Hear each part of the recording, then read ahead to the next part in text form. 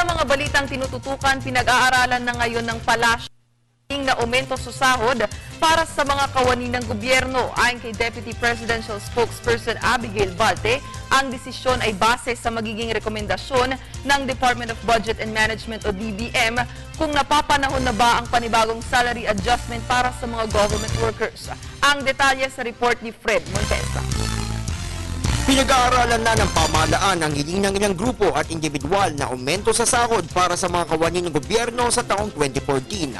Ayon kay Deputy Presidential Spokesperson Abigail Balte, ang desisyon ay magmumula sa rekomendasyon ng Department of Budget and Management kung napapanahon na nga ba ang panibagong salary adjustment sa mga government worker.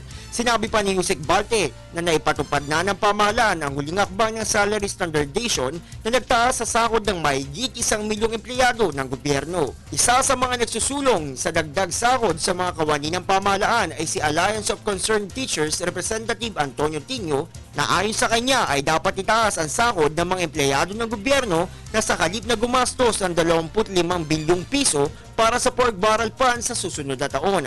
Inangayag iyan ng representante matapos aminin linggo ni Budget Secretary Florencio Abad sa pagdinig ng House Committee on Appropriations para sa proposed 2014 National Budget na sa kabila ng patuloy na pag-unlad ng ekonomiya ng bansa, walang maasang aumento sa sahod ang mahigit 1 milyong kawani ng pamahalaan sa susunod na taon. Para sa Telebisyon ng Bayan, Fred Montesa.